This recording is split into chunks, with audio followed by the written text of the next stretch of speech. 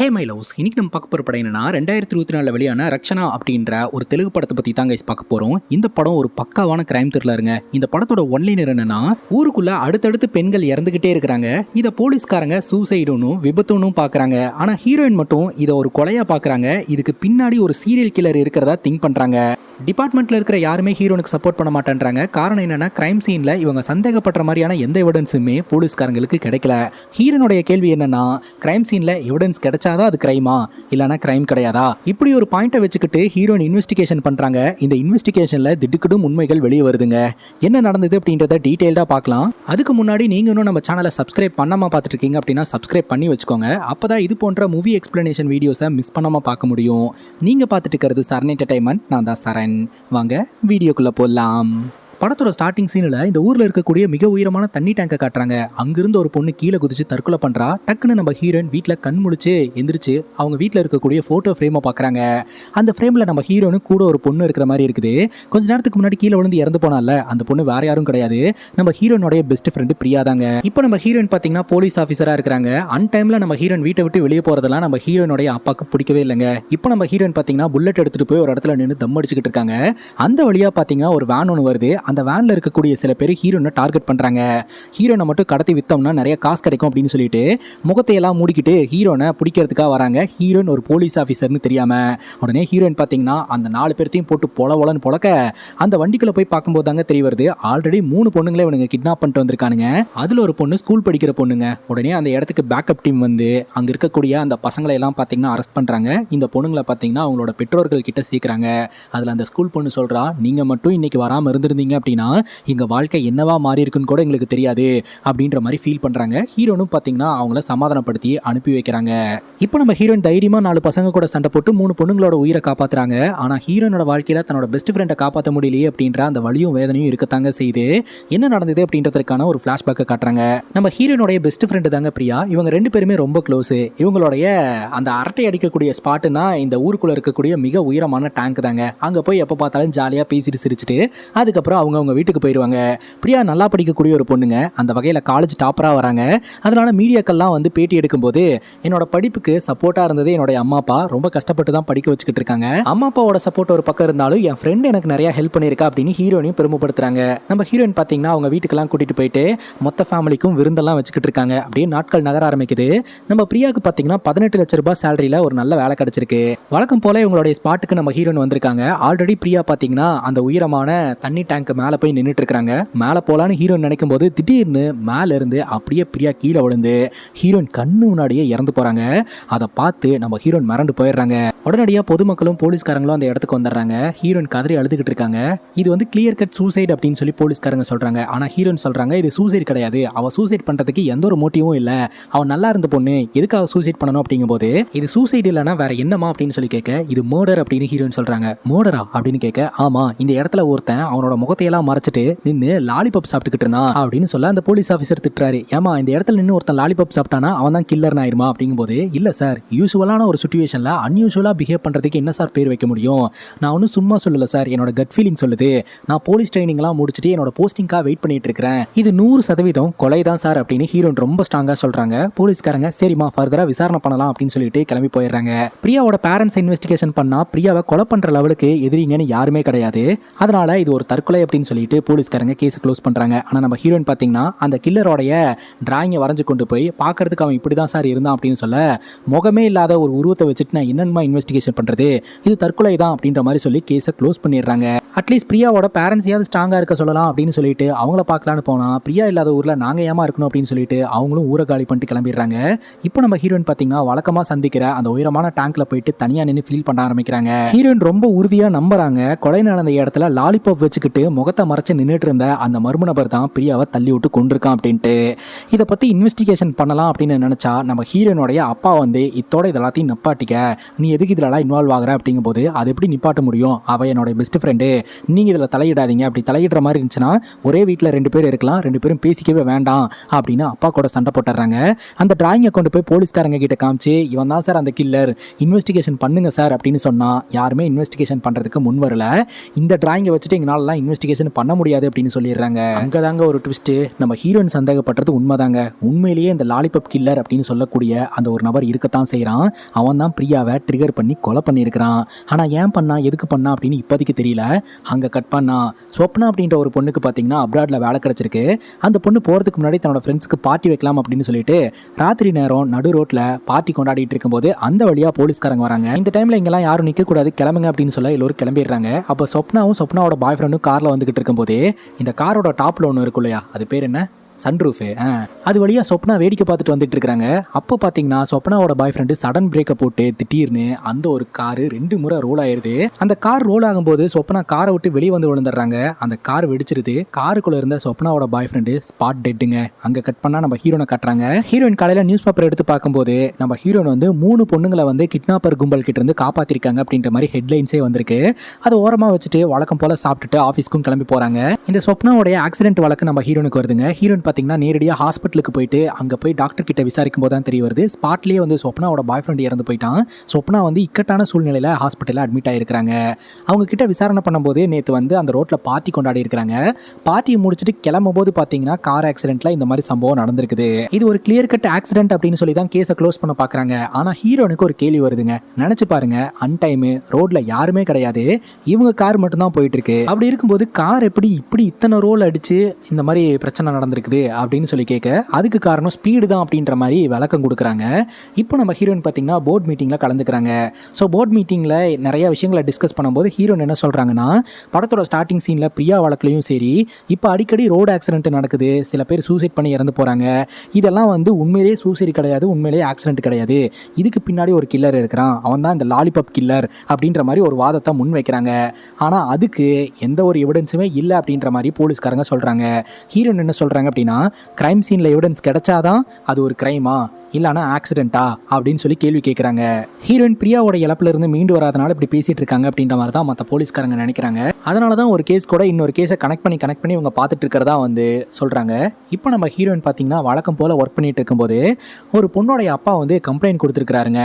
இந்த பொண்ணோடைய பாய் ஃப்ரெண்ட் வந்து என் பொண்ணை வந்து பப்ளிக்கில் வச்சு பலார்னு அரைஞ்சிட்டான், அதனால ஆக்ஷன் எடுங்க அப்படின்னு சொல்லிட்டு, அந்த பொண்ணும் பார்த்தீங்கன்னா பாய் ஃப்ரெண்டோட ஃபியூச்சரை காலி பண்ணணும் அப்படின்றதுக்காகவே நீங்கள் கேஸ் எடுங்க அப்படின்ற மாதிரி சொல்லிக்கிட்டு இருக்க. அப்போ நம்ம ஹீரோயின் வந்து இந்த வீடியோ ஒரு நிமிஷம் பாரு அப்படின்னு சொல்லிட்டு காஃபி ஷாப் சிசிடிவி ஃபுட்டேஜை காட்டுறாங்க. ஃபர்ஸ்ட் இந்த பொண்ணு தான் பார்த்தீங்கன்னா அந்த பையனை அரைஞ்சிருக்கான். அதுக்கப்புறம் தான் அந்த பையன் கோவத்தில் இந்த பொண்ணை அரைஞ்சிருக்கான். இப்போ நான் யார் மேலே கேஸ் எடுக்கிறது? இங்கே வந்து நீ விக்டம் ப்ளே பண்ணிட்டு இருக்க, உண்மையிலேயே விக்டம் அந்த பையன் தான்.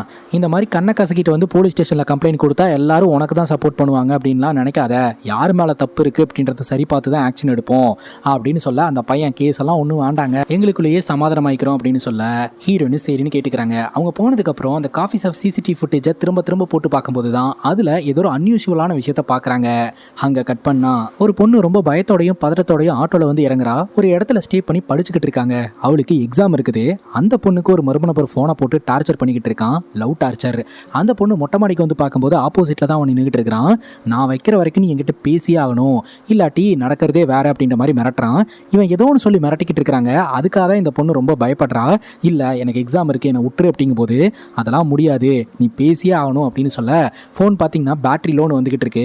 இவன் பாட்டுக்கு ஏதோ ஒன்று பேசிக்கிட்டே இருக்கிறாங்க. பட்டுன்னு ஃபோன் சுவிச் ஆஃப் ஆயிடுச்சு. சார்ஜ் போகிறதுக்காக இந்த பொண்ணு வீட்டுக்குள்ள வந்து சார்ஜ் போட, அப்போ கரெக்டாக கதவு தட்டுற சவுண்டு கேட்குது. இவன் பயத்தோட உச்சகத்துக்கே போயிட்டு கதவை திறந்து, நான் கட் பண்ணல, ஃபோன் வந்து ஆஃப் ஆயிடுச்சு அப்படின்னு சொல்லும்போது வாசலில் நிற்கிறது நம்ம ஹீரோனுங்க. ஹீரோனை தள்ளி விட்டுட்டு இவன் பாட்டுக்கு மாடிக்கு வந்து எட்டி பார்த்தா அந்த இடத்துல இவனை காணோம். அப்போ கரெக்டாக நம்ம ஹீரோயின் வந்து, நீ ஏதோ பிரச்சனையில் மாட்டிட்டு இருக்கேன்னு எனக்கு தெரியும், உனக்கு உதவி பண்ணுறதுக்காக தான் நான் வந்திருக்கிறேன் அப்படின்னு சொல்ல, நீங்கள் யார் அப்படின்னு சொல்லி கேட்க, நான் போலீஸ் ஆஃபீஸர் தாமா அப்படிங்கும்போது, அப்படியெல்லாம் எனக்கு ஒன்றும் இல்லையே அப்படின்ற மாதிரி இந்த பொண்ணு சொல்கிறா. அதுக்கு ஹீரோயின் சொல்கிறாங்க, என்கிட்ட காஃபி ஷாப் வழக்கு ஒன்று வந்தது, அந்த காஃபி ஷாப்பில் ஒரு பொண்ணு ஒரு பையனை அறையிறா, அந்த பையனும் பதிலுக்கு அந்த பொண்ணை அறையிறான். எல்லாரும் அந்த சீனை பார்த்துட்டு இருக்காங்க. ஆனால் நீ மட்டும் ஒரு ஓரமாக ரொம்ப பதட்டமாக உட்காந்துக்கிட்டு இருந்த. யூஸ்வலான சுச்சுவேஷனில் அன்யூஸ்வலாக பிஹேவ் பண்ணுறது. அப்போ உன்னை யாரோ ஒருத்தங்க அச்சுறுத்திட்டு இருக்காங்கன்னு எனக்கு தோணுச்சு.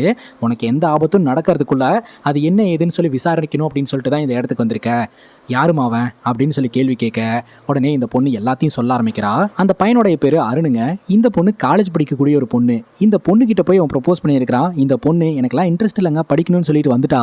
அடுத்த நாள் பார்த்தீங்கன்னா வந்து ப்ரொபோஸ் பண்ணியிருக்கிறான். நான் தான் நேற்றே நோ சொல்லிட்டல அப்படிங்கும்போது, நேற்று நோ சொன்னா இன்னைக்கு டே மாறி இருக்கு, எல்லாமே மாறி இருக்குல்ல, இன்னைக்கு எஸ் சொல்லு, இப்போ எஸ் சொல்லு அப்படின்னு சொல்லி வற்புறுத்தி இருந்திருக்கிறான். ஆனால் அப்போவே இந்த பொண்ணு முடியாது அப்படின்னு சொல்லவும், இந்த பிரிட்ஜில் இருந்து கீழே குதிச்சிருவேன், செத்துருவேன் அப்படின்ற மாதிரி மிரட்டவும் இந்த பொண்ணு ரொம்ப பயந்து போயிருக்கா. அப்பவும் பார்த்தீங்கன்னா அவன், நீ பயப்படுறது எனக்கு ரொம்ப பிடிச்சிருக்குது, இருக்குது, அதனால நான் உன்னை தொடர்ந்து பயமுறுத்துவேன் அப்படின்னு சொல்லி இந்த பொண்ணை டார்ச்சர் பண்ண ஆரம்பிச்சிருந்திருக்கான். ஒரு நாள் பார்த்தீங்கன்னா இந்த பொண்ணு வீட்டுக்கு வரும்போது ஆப்போசிட்டில் வழிமறிச்சு மறுபடியும் பிரச்சனை பண்ண ஆரம்பிச்சிருந்திருக்கான். அப்போ பார்த்தீங்கன்னா இந்த பொண்ணோட ஃப்ரெண்டு வந்து என்ன பிரச்சனை யார் இவன் அப்படின்னு சொல்லி கேட்க அவனோட மூஞ்சியை அடித்து மூக்கை உடச்சி ரத்தம் வர வச்சு அங்கேயும் பெரிய பிரச்சனை பண்ணியிருக்கான். ஸோ இந்த மாதிரி இந்த பொண்ணை நிம்மதியாகவே இருக்க விடாமல் தொடர்ந்து லவ் டார்ச்சர் பண்ணிக்கிட்டு இருந்திருக்காங்க. இவ்வளோ விஷயம் நடந்திருக்கு, நீ ஏன் இதை யார்ட்டையுமே சொல்லலை, ஏன் போலீஸ் கிட்ட வரல அப்படின்னு சொல்லி கேட்க அந்த பொண்ணு சொல்கிறா, ஒன் சைடாக லவ் பண்ணுற ஒருத்தன் பப்ளிக்கில் வச்சு ஒரு பொண்ணை 17 முறை கத்தியால் குத்தி கொள்றான். இதெல்லாம் நியூஸில் பார்க்கும்போது எனக்கு ரொம்ப பயமாக இருக்குது மேடம். நீங்கள் சொல்கிற மாதிரி போலீஸ் கிட்ட இன்ஃபார்ம் பண்ணால் கம்ப்ளைண்ட் எழுதி கொடுத்தால் மட்டும்தான் ஆக்ஷன் எடுப்பேன் அப்படின்னு சொல்கிறாங்க. கம்ப்ளைண்ட் எழுதி கொடுத்தா எல்லாமே எல்லாத்துக்கும் தெரியும். என்னையெல்லாம் கிராமத்துலேருந்து படிக்க வைக்கிறதே பெரிய விஷயம் மேடம். நான் ரொம்ப கஷ்டப்பட்டு படிச்சுக்கிட்டு இருக்கேன். இந்த சமயத்தில் இதெல்லாம் பண்ணனா அவ்வளோதான். நீங்களே சொல்லுங்கள், கம்ப்ளைண்ட் கொடுத்தால் மட்டும்தான் ஆக்ஷன் எடுப்பீங்க அப்படிங்கும்போது ஹீரோயின் சொல்கிறாங்க, போலீஸ்காரங்களா அப்படி தப்பு கணக்கு போடாத. இப்போ நான் எப்படி இந்த இடத்துக்கு வந்திருக்கேன், நீ கம்ப்ளைண்ட் கொடுத்ததுனால தான் வந்தனா, சிசிடிவி கேமரா பார்த்து உனக்கு ஆபத்து இருக்குன்னு சொல்லிட்டு வந்திருக்கேன். சரி விடு, உன் கஷ்டம் என்னன்னு எனக்கு புரியுது. உன் பேரையே பயன்படுத்தாமல் அவனை எப்படி பிடிக்கிறதுன்னு எனக்கு தெரியும் அப்படின்னு சொல்லி நம்ம ஹீரோன் ஒரு ஸ்கெட்சை போடுறாங்க. அவன் அந்த பொண்ணுக்கு ஃபோனை போட்டு பார்க்குக்கு வர சொல்லி டார்ச்சர் பண்ணிக்கிட்டு இருக்கான். இதோ வரேன் அப்படின்ற மாதிரி அந்த பொண்ணு கிட்ட சொல்லிடுறாங்க. அப்போ அவன் கண் பார்வையில் படுற மாதிரி நம்ம ஹீரோயின் வேணும்னே ஹார்ட்டாக ட்ரெஸ் பண்ணிட்டு நடந்து போயிட்டு இருக்காங்க. அப்போ பார்த்தீங்கன்னா நம்ம ஹீரோயின் பின்னாடி அவன் ஃபாலோ பண்ண ஆரம்பிக்கிறான். ஹீரோயினை வீடியோவும் எடுக்கிறான். அப்போ அந்த பார்க்கில் பார்த்தீங்கன்னா மஃப்டியில் இருக்கக்கூடிய போலீஸ்காரங்க இவன் என்ன ஆக்டிவிட்டிலலாம் ஈடுபட்டு இருக்கான் அப்படின்றத ரெக்கார்ட் பண்ண ஆரம்பிக்கிறாங்க. ஒரு கட்டத்துக்கு மேலே ஹீரோயின் கிட்ட வந்து இவன் அப்படியே ஃப்ளோட் பண்ண ஆரம்பிக்கிறான். ஹீரோயின் இன்ட்ரெஸ்ட் இல்லாத மாதிரி நடந்து போகிறாங்க. அப்போ உடனடியாக அவன் கிட்ட வந்து மறுபடியும் இன்ட்ரெஸ்ட் காட்டுறான், கையை பிடிக்கிறான். ஹீரோயின் பலாருன்னு ஒரு அற விடவும் அங்கே இருக்கக்கூடிய மஃப்டியில் இருக்கிற போலீஸ்காரங்க வந்து பட்டுன்னு அரெஸ்ட் பண்ணி ஸ்டேஷனுக்கு தூக்கிட்டு போயிடுறாங்க. அதுக்கப்புறம் தான் இவனுக்கும் தெரிய வருது வந்தது போலீஸ்காரங்க அப்படின்னு சொல்லிட்டு. அப்போவே அவன் பயங்கரமாக வாய் பேசிக்கிட்டு இருக்கான், நான் என்னோட லாயருக்கு கால் பண்ணணும், என்னோட அப்பாவுக்கு கால் பண்ணணும் அப்படின்ட்டு. ஆல்ரெடி இன்ஃபார்ம் பண்ணியாச்சு அப்படின்ற மாதிரி சொல்ல, எதுக்கு சின்ன குழந்தை மாதிரி என்ன ட்ரீட் பண்ணிட்டு இருக்கீங்க, அப்பாலஜி லெட்டர்லாம் எழுத சொல்லி சைன் போட சொல்லியிருக்கீங்க அப்படின்னு சொல்லி கேட்க, அங்கே இருக்கிற போலீஸ் ஆஃபீஸர், மேடம் இந்த வழக்கை ஹேண்டில் பண்ணுறதுனால தான் சைலண்ட்டாக இருக்கிறேன், நான் ஹேண்டில் பண்ணுற மாதிரி இருந்துச்சுன்னா உன்னை தோலை உரிச்சு தொங்க விட்டுருப்பேன் அப்படின்னு அவர் மிரட்டுறாருங்க. கொஞ்ச நேரத்திலேயே இந்த பையனுடைய அப்பனும் லாயரும் வராங்க. இந்த பையனுடைய அப்பங்காரன் இந்த பையனை மிஞ்சுவான் போல ஸ்டேஷனுக்கு வந்துட்டு, என் பையன் இந்த மாதிரி பண்ணா அப்படின்றதுக்கு என்ன எவிடன்ஸ் இருக்குது அப்படின்னு சொல்லி கேட்க, அவன் ஃபோன்லேயே எவிடன்ஸ் இருக்குதுன்னு சொல்லிட்டு ஃபோனை வாங்கி செக் பண்ணி பார்த்தா அந்த ஃபோனில் அவன் எடுத்த வீடியோ டெலீட் பண்ணிட்டான். ஆனால் மஃப்டியில் இருந்த போலீஸ்காரங்க வீடியோ எடுத்திருக்காங்க இல்லையா, அந்த வீடியோ எவிடன்ஸை காட்டுறாங்க. உடனே அவங்க அப்பங்கார மாற்றி பேசுகிறாங்க. ஆமாம், ஒரு பொண்ணு அழகாக இப்படி நடந்து போனால் ஒரு பையன் கையை பிடிக்கத்தான் செய்வான் அப்படின்னு சொல்லி நியாயப்படுத்த ஹீரோனுக்கு சுருன்னு கோவம் வந்துடுதுங்க. ஏயா நீ எல்லாம் ஒரு அப்பனா, இப்போ தான் புரியுது உன் புள்ள எதனால் இப்படி சுற்றிக்கிட்டு இருக்கான் அப்படின்ட்டு. தட்டி கேட்க வேண்டிய நீயே இப்படி சுற்றிக்கிட்டு இருக்க, அப்புறம் எப்படி உன் புள்ள இருப்பான் அப்படின்னு சொல்லி ஒரு சில செக்ஷன்ஸ் எல்லாம் சொல்லி நான் நினச்சா அப்பா அம்மாவை 2 பேர்த்தையும் தூக்கி உள்ளே வைக்க முடியும். ஆனால் இவன் இவ்வளோ தூரம் கூட்டு வந்ததுக்கு காரணம் வான் பண்ணுறதுக்காக தான்.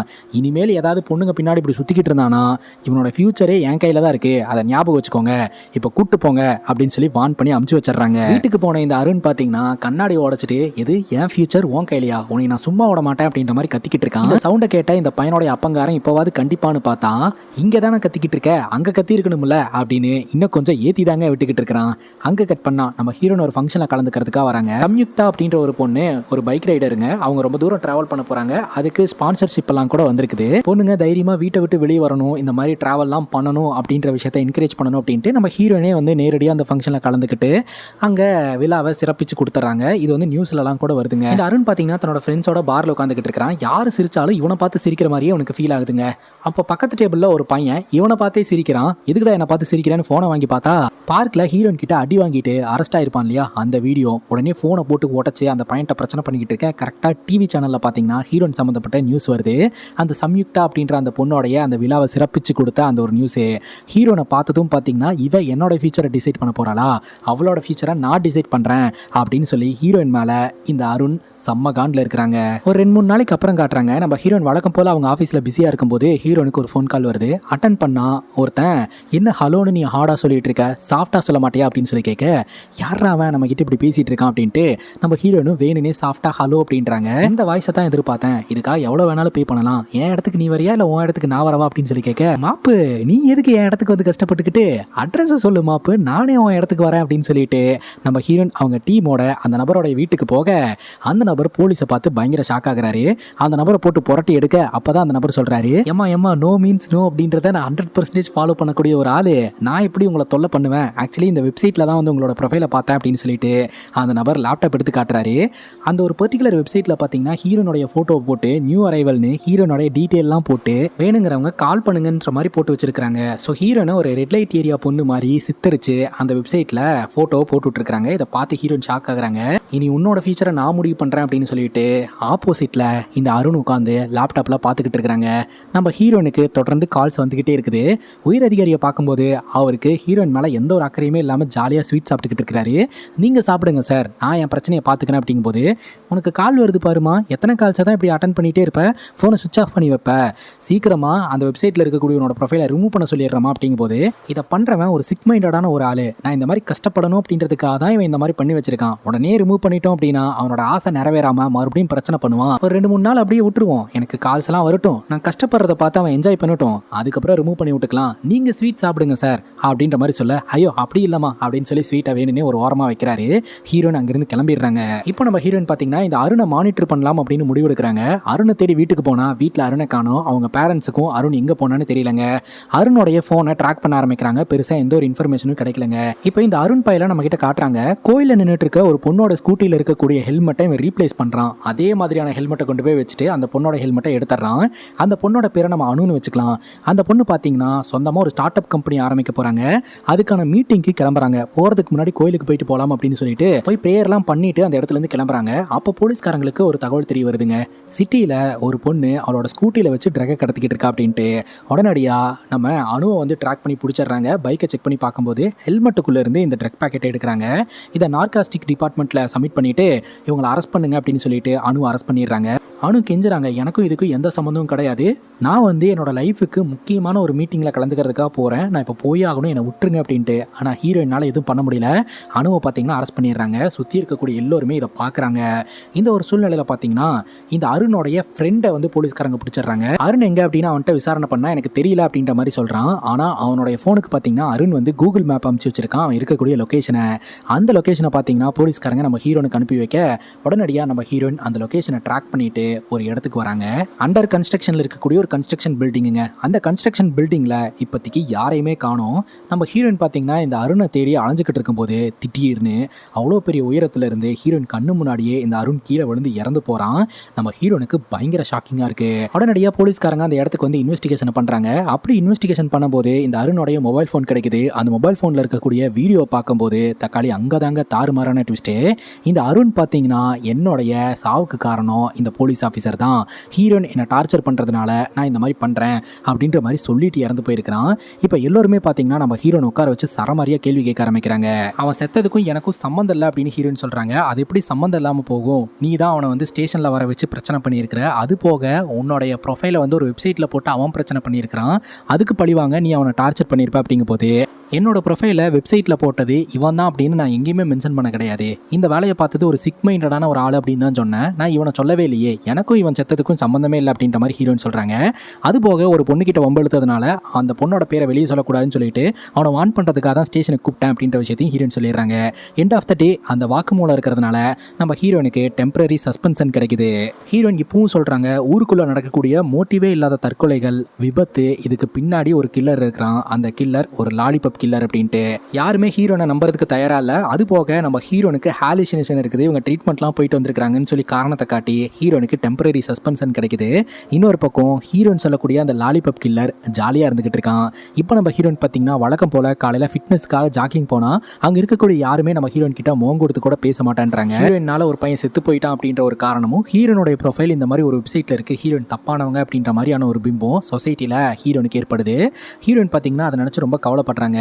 ஸோ டிபார்ட்மெண்ட்டில் இருக்கக்கூடிய ஒரு போலீஸ் ஆஃபீஸரை கூப்பிட்டு வந்து எனக்கு நீங்கள் ஒரு உதவி பண்ணணும், இந்த வழக்கில் நான் விக்டம் மாதிரியும் நானே என்னோட வழக்கை இன்வெஸ்டிகேஷன் பண்ணிட்டு இருக்கேன், நீங்கள் என்ன இன்வெஸ்டிகேஷன் பண்ணுற மாதிரி நம்ம ஒரு ரோல் ப்ளே பண்ணுவோம், என்னால் இதுக்கு பின்னாடி ஒரு சீரியல் கில்லர் இருக்கிறான் அப்படின்ற விஷயத்த ப்ரூவ் பண்ண முடியுதா, உங்களை கன்வின்ஸ் பண்ண முடியுதான்னு பார்ப்போம் அப்படின்னு சொல்லி இதை ஒன்று பண்ணுறாங்க. டிபார்ட்மெண்ட்டில் இருக்கக்கூடிய போலீஸ் ஆஃபீஸர் ஹீரோனுக்கு சப்போர்ட் பண்ணுறாரு அப்படின்ற விஷயம் தெரிஞ்சது அப்படின்னா அவருக்கு வேலை போகிறதுக்கும் வாய்ப்பு இருக்குது. இருந்தாலும் ஹீரோயின் மேலே இருக்கக்கூடிய நம்பிக்கை காரணமாக நீங்கள் பண்ணுங்க, நான் உங்களுக்கு சப்போர்ட் பண்ணுறேன் அப்படின்னு சொல்லிட்டு ஹீரோயின் கூடவே இருக்கிறாரு.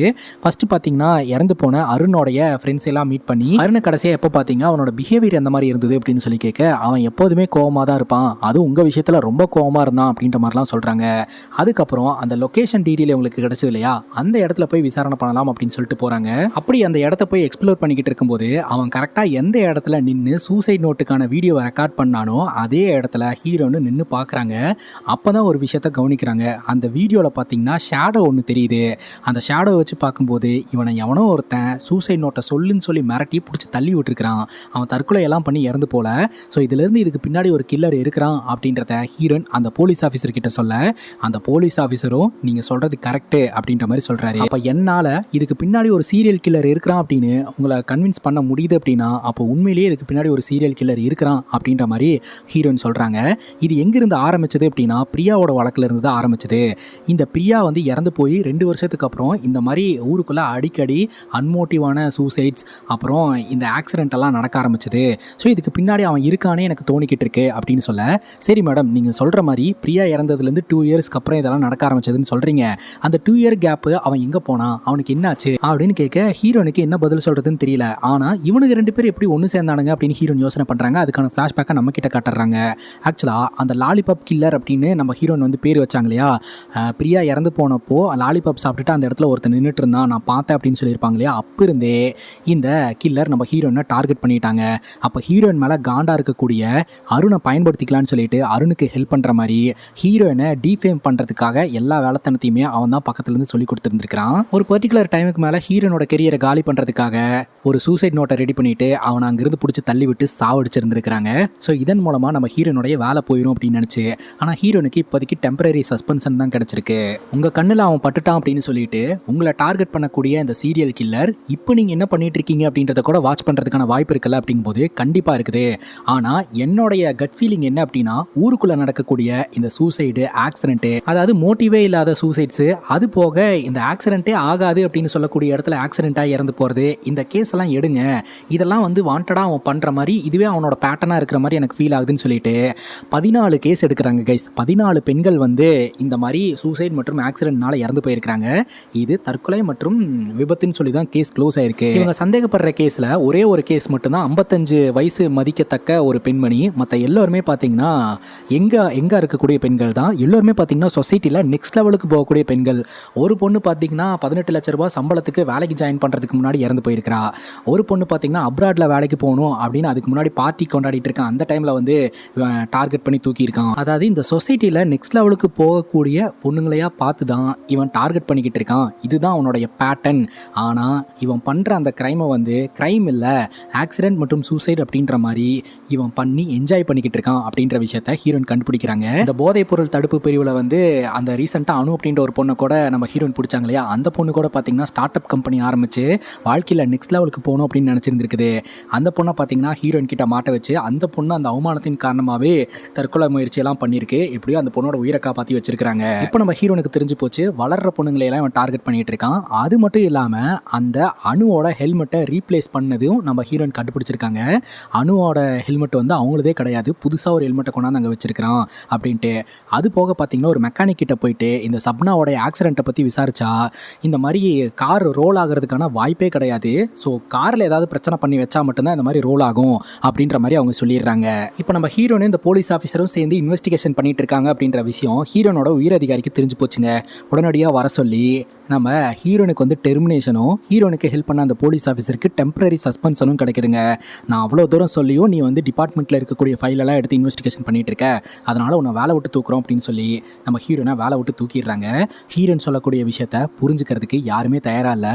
இருந்தாலும் நம்ம ஹீரோயின் எல்லாத்தையுமே எக்ஸ்பிளைன் பண்ணிட்டு அந்த இடத்த விட்டு கிளம்பிடுறாங்க. சிம்பிளாக சொல்லணும்னா ஊருக்குள்ள ஒரு சீரியல் கில்லர் இருக்கிறான், அவன் தொடர் கொலையில் ஈடுபட்டு இருக்கிறான், அவன் பண்ணுறது கொலையினே யாருக்கும் தெரியாது, அந்த மாதிரியான பேட்டர்னில் இவன் சம்பவம் பண்ணிக்கிட்டு இருக்கான் அப்படின்ட்டு கிளம்பிடுறாங்க. அடுத்த நாள் பார்த்தீங்கன்னா நம்ம ஹீரோனை பார்க்கறதுக்காக உயர் அதிகாரி நேரடியாக வீட்டுக்கு வந்திருக்காங்க.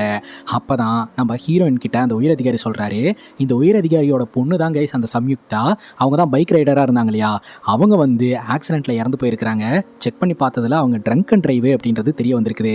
ஆனால் பொண்ணுக்கு ட்ரிங்க் பண்ணுற பழக்கமும் கிடையாது, அவள் ரொம்ப ஸ்மார்ட்டான ரைடரு, அவள் எப்படி ஆக்சிடென்ட்டில் இறந்து போவா, அப்போ தான் நீ சொன்னதெல்லாம் எனக்கு ஞாபகம் வந்தது அப்படிங்கும்போது இப்போ உங்களுக்கு புரியுதா, அப்போ மற்ற பொண்ணுங்களுக்கு நடக்கும் போதெல்லாம் நான் தான் சொல்கிறேனே சார், இதுக்கு பின்னாடி ஒரு சீரியல் கில்லர் இருக்கிறான், சாதிக்கும்னு நினைக்கிற பொண்ணுங்களை எல்லாத்தையுமே டார்கெட் பண்ணி போட்டு தள்ளிட்டு இருக்கிறான் அப்படின்னு சொல்ல, அதுக்கப்புறம் இந்த உயர் அதிகாரி உனக்கு என்ன சப்போர்ட் வேணுமா சொல்லுமா, நான் எல்லாத்தையுமே பண்ணி கொடுக்குறேன், எப்படியாவது அந்த சீரியல் கில்லரை புடி அப்படின்ற மாதிரி சொல்லிடுறாரு. அந்த 14 பேர் இறந்து போனாங்க இல்லையா, அதில் 55 வயது மதிக்கத்தக்க ஒரு அம்மாவோட வீட்டுக்கு போயிட்டு விசாரணை பண்ணிட்டு வரலான்னு சொல்லிட்டு அங்கே போனால் அங்கே தான் கைஸ் இந்த லாலிபாப் கில்லரே இருக்கிறான். இந்த லாலிபாப் கில்லர் பார்த்தீங்கன்னா அந்த 55 வயது மதிக்கத்தக்க பெண்ணோடைய பையன் தான். அவங்க அம்மா எப்படி இறந்து போனாங்க, என்ன நடந்தது அப்படின்னு சொல்லி கேட்க, இந்த மாதிரி பாத் டப்ல வழுக்கி விழுந்து அவங்க இறந்து போயிட்டாங்க, பண்ணிட்டாங்க அப்படின்ற மாதிரி இவன் சொல்கிறான். அவங்க அம்மா சாவறதுக்கு 2 நாளைக்கு முன்னாடி போலீஸ் கண்ட்ரோல் ரூமுக்கு கால் பண்ணி இருந்திருக்கிறாங்க. அதுக்கப்புறம் அவங்கள ரீச் பண்ண முடியல.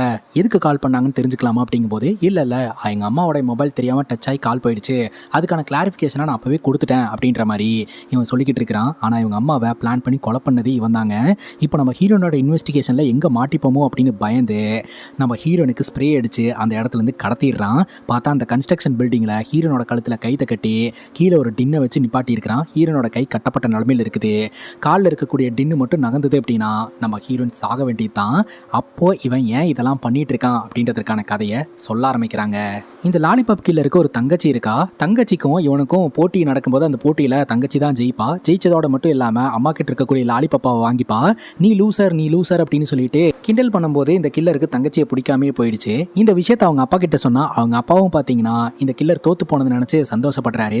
அது மட்டும் இல்லாமல் பொண்ணுங்க அலுவலுக்கு விட்டானவங்க, அவங்க சாதிக்கவே கூடாது, சாதிக்க விடவே கூடாது அப்படின்னு சில நெகட்டிவான தாட்ஸ் எல்லாத்தையுமே பார்த்தீங்கன்னா இந்த கில்லரோட மனசுக்குள்ள விதைச்சிருந்திருக்கிறாரு. நாளடைவில் இவங்க வளர்ந்துட்டாங்க. நம்ம கில்லரோடைய தங்கச்சி பார்த்தீங்கன்னா ஆஸ்திரேலியா போய் படிச்சுட்டு வந்து இவங்க சொசைட்டியில் கொஞ்சம் கொஞ்சமாக வளர்ந்து வந்துகிட்டு இருக்கிறாங்க. ஆனால் இந்த கில்லர் அப்படியே தான் இருக்கிறான். இந்த கில்லருக்கு சுத்தமாக பிடிக்கவே இல்லைங்க. அதனால தங்கச்சியை எங்கேயோ அடைச்சி வச்சிருக்கிறான். அவங்க அம்மாவை கொலை பண்ணிட்டாங்க. அப்போ கூட தங்கச்சி சொல்லியிருக்கிறா, நீ வந்து என்ன கொன்றுவ, ஆனால் இந்த சொசைட்டியில் பெண்கள் முன்னேறதை உன்னால் தடுக்கவே முடியாது அப்படின்ட்டு. அது ஏன் முடியாது, என்னால் முடியும் அப்படின்னு சொல்லிட்டு தான் எந்தெந்த பெண்கள்லாம் வளர்றாங்கன்னு இவனுக்கு தோணுதோ அவங்களையெல்லாம் டார்கெட் பண்ணி இந்த மாதிரி தற்கொலை இல்லை விபத்து அப்படின்ற மாதிரி ஒரு சீனை கிரியேட் பண்ணி கொண்டுகிட்டு இருந்திருக்கிறாங்க. இப்போ நம்ம ஹீரோனையும் போட்டு தள்ளலாம் அப்படின்னு சொல்லிட்டு அந்த டின்னை தள்ளி விடும்போது அப்போ பார்த்தீங்கன்னா மேலே இருக்கக்கூடிய பைப்பு உடஞ்சி ஹீரோயின் கீழே விழுந்து அதுக்கப்புறம் நம்ம ஹீரோனுக்கும் இந்த கில்லருக்கும் சண்டை நடக்க ஆரம்பிக்குது. அந்த சண்டையில் பார்த்தீங்கன்னா நம்ம ஹீரோயின் கில்லரை அடிச்சே கொன்றுவாங்க. ஆனால் சாவறதுக்கு முன்னாடி கூட நீ வந்து ஜெயிச்சுட்டு தான் நினச்சிக்கிட்டு இருக்க, ஆனால் உண்மையில் இப்போ கூட நான் தான் வந்து ஜெயித்தேன், நீ தோத்துட்ட அப்படின்னு சொல்லிட்டு அவன் செத்து போயிடுறான். அது எப்படா நான் தோப்பேன், நான் தானே நான் வின் பண்ணியிருக்கணும், அது எப்படா நீ இதை சொல்லலாம் அப்படின்னு சொல்லிட்டு அவனோட ஃபோனெல்லாம் எடுத்து செக் பண்ணி பார்க்கும்போது தான் அவன் சொன்ன கதையில் தங்கச்சியை இன்னும் கொள்ளலை, எங்கேயோ அடைச்சி தான் வச்சுருந்துருக்கிறான். அப்போ தங்கச்சி எங்கே இருக்கா அப்படின்றத கண்டுபிடிக்கணும் அப்படின்னு சொல்லிட்டு உடனடியாக போலீஸ்கிட்ட இன்ஃபார்ம் பண்ணிவிட்டு அவனோட வீட்டுக்குள்ளே இருக்கக்கூடிய சீக்ரெட் ரூமை செக் பண்ணி பார்க்கும்போது உள்ள இவனோட தங்கச்சி உடம்பெல்லாம் புள்ளி புள்ளியாக இருக்கக்கூடிய பொண்ணோட இருக்கிறா. அந்த பொண்ணை தூக்கிட்டு போய் ஹாஸ்பிட்டல் அட்மிட் பண்ணும்போது தாங்க தெரிய வருது அந்த பொண்ணோடைய விரலை கட் பண்ணி வீசி இருந்திருக்கிறான், டார்ச்சர் பண்ணி இருந்திருக்கிறான் கிட்டத்தட்ட 2 வருஷம். இப்போ நம்ம ஹீரோயின் வந்து உயர் அதிகாரி கிட்ட சொல்லிடுறாங்க இதனால தான் இதெல்லாம் நடந்திருக்கு அப்படின்ட்டு. இது ஒரு பெரிய கேஸு, இந்த விஷயத்தை உடனே நியூஸில் சொல்லலாம் அப்படிங்கும்போது ஹீரோயின் சொல்கிறாங்க, இல்லை சார் இந்த கேஸை கொஞ்சம் வேறு மாதிரி சொல்லுங்கள், ஏன்னா இப்போ தான் பொண்ணுங்க கஷ்டப்பட்டு கொஞ்சம் கொஞ்சமாக மேலே வந்துக்கிட்டு இருக்காங்க. இப்போ போயிட்டு மேலே வர பொண்ணுங்களெல்லாம் இந்த மாதிரி ஒரு சீரியல் கில்லர் வந்தான் கொன்னா அப்படின்னு சொன்னால் இதை பார்த்து இன்னொருத்தனும் வருவான் கொல்லுவான், அதனால் எதுக்கு தேவையில்லாமல் அவங்கள பயமுறுத்திட்டு நீங்கள் வேறு மாதிரி சொல்லி இந்த கேஸை முடிச்சிருங்க, இந்த கேஸில் எனக்கு எந்த பேருமே வேண்டாம் அப்படின்ற மாதிரி சொல்ல உடனே இந்த போலீஸ் ஆஃபீஸர் பார்த்தீங்கன்னா தங்கச்சி இந்த மாதிரி ஒருத்தன் 2 வருஷமாக வச்சு டார்ச்சர் பண்ணிட்டு இருந்திருக்கான், அந்த பொண்ணு வந்து எல்லாருக்கிட்டையும் இன்ஃபார்ம் பண்ணணும் அப்படின்றதுக்காக அவளோட விரலை கட் பண்ணி குப்பையில் போட்டிருக்கா, அந்த குப்பையில் இருக்கக்கூடிய விரலை பார்த்து போலீஸ்கிட்ட இன்ஃபார்ம் பண்ணி அதை ட்ராக் பண்ணி எப்படியோ இவங்க அந்த கில்லரை கண்டுபிடிச்சிட்டாங்க அப்படின்ற மாதிரி சொல்லி ஹீரோன்னு திரும்ப அந்த டிபார்ட்மெண்ட்டுக்குள்ளே வராங்க. இந்த கேஸும் சால்வ் ஆகுது. ஸோ இப்படி ஒரு சீரியல் கில்லர் இருந்தால் இந்த மாதிரி பல சம்பவங்களை பண்ணா அப்படின்றது வெளி உலகத்துக்கு தெரியாமையே கேஸ் வந்து க்ளோஸ் ஆகுதுங்க. இதோட இந்த படம் முடியுது. இதே மாதிரி வேறு ஏதாவது படத்தை பற்றி பேசணும் அப்படின்னு நினச்சிங்கன்னா படத்தோடைய பேரை கமெண்ட் செக்ஷனில் சொல்லுங்கள். இதே மாதிரி வேறு ஒரு நல்ல வீடியோவில் வந்து சந்திக்கிறேன். Love you guys, take care and cheers.